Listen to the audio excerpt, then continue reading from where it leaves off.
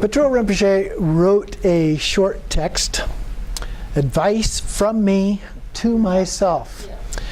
And he lived in the 1800s. He's best known for other things that he has written, such as The Words of My Perfect Teacher and his commentary on Garib Dorje's Three Statements and things like that. But this is a wonderful little text that I received originally from Khenchen Lama. And so I was looking through this again and thought, well, what's the best way to do this? And decided that there's only one. I can't say anything better than what he says. So the best way is just to give it to you as a transmission. So that's what I'm going to do here. Vajrasattva, soul deity, master, you sit on a full moon lotus cushion of white light in the 100-petaled full bloom of youth. Think of me, Vajrasattva, you who remain unmoved within the manifest display that is Mahamudra, pure bliss emptiness. Listen up, old bad karma patrul, you dweller in distraction. For ages now you have been beguiled, entranced, and fooled by appearances. Are you aware of that? Are you? Right this very instant, when you're under the spell of mistaken perception, you've got to watch out. Don't let yourself be carried away by this fake and empty life. Your mind is spinning around and carrying out a lot of useless projects. It's a waste. Give it up. Thinking about the 100 plans you want to accomplish with never enough time to finish them just weighs down your mind. You're completely distracted by all these projects which never come to an end, but keep spreading out more like ripples in water. Don't be a fool. For once, just sit tight. Listening to the teachings, you've already heard hundreds of teachings, but when you haven't grasped the meaning of even one teaching, what's the point of more listening? Reflecting on the teachings, even though you've listened, if the teachings aren't coming to mind when needed, what's the point of more reflection? None. Meditating according to the teachings, if your mind practice still isn't curing the obscuring states of mind, forget about it.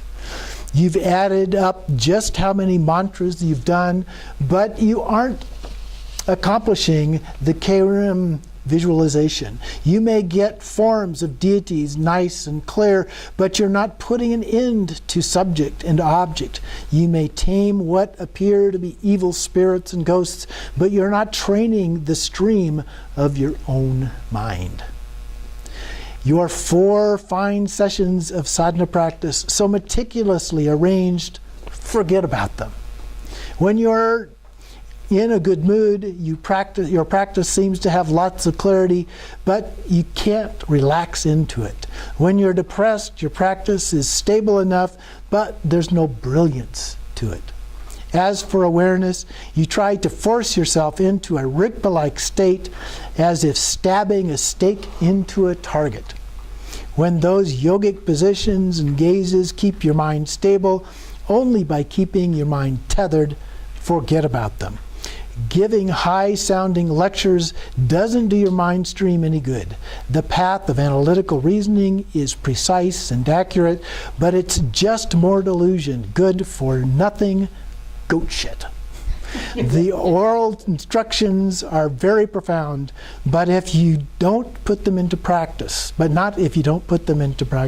reading over and over those Dharma texts that just occupy your mind and make your eyes sore, forget about it.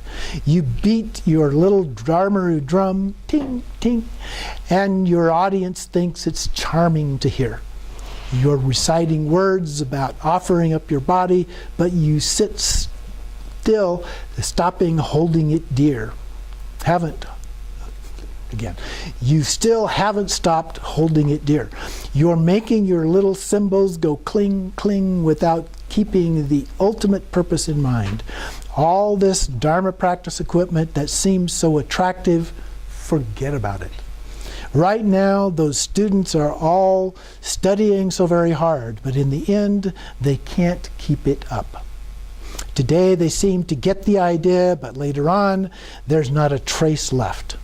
Even if one of them manages to learn a little, he rarely applies his learning to his own conduct. Those elegant Dharma disciples, forget about them. This year he really cares about you. Next year, it's not like that. At first he seems modest, then he grows exalted and pompous. The more you nurture and cherish him, the more distant he grows. These dear friends who show such smiling faces to begin with, forget about them. Her smile seems so full of joy, but who knows if that's really the case. One time it's pure pleasure, then it's 9 months of mental pain. It might be fine for a month, but sooner or later there's trouble. People teasing, your mind embroiled, your lady friend, forget about her. These endless rounds of conversation are just attachment and aversion. It's just more goat shit, for good for nothing at all.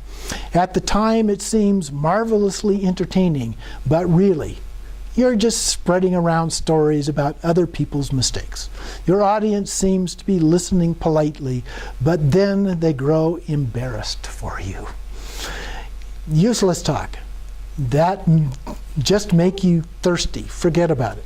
Giving teachings on meditation texts without yourself having gained actual experience through practice.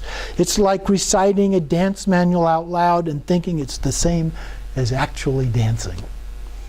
People may be listening to you with devotion, but it just isn't the real thing. Sooner or later, when your own actions contradict the teachings, you'll feel ashamed.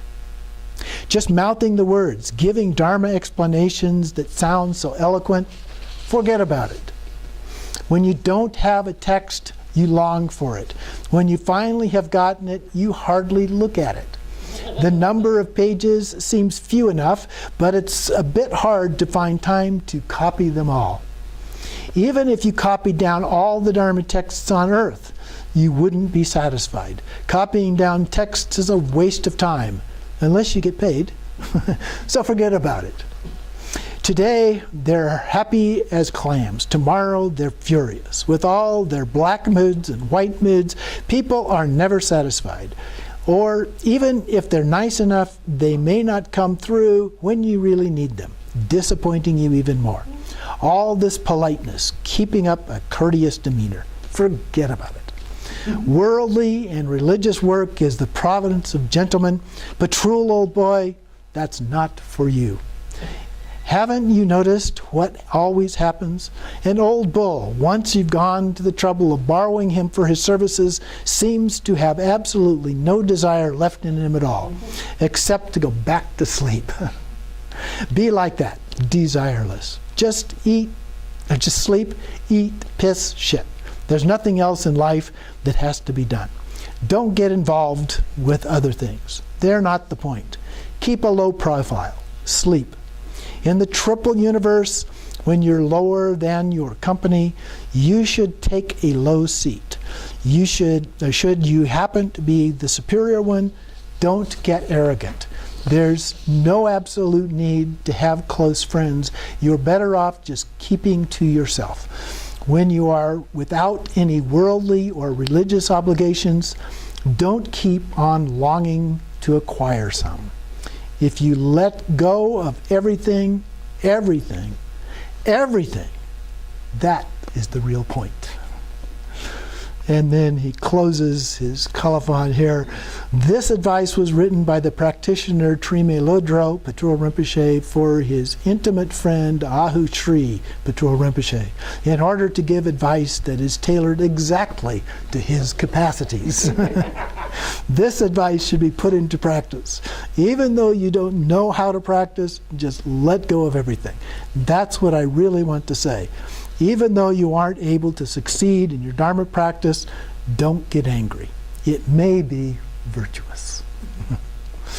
So anyway, a wonderful little text there, a little bit of humor in it, but make some pointed points as well as a part of that, so we can get tangled up in a lot of that stuff ourselves.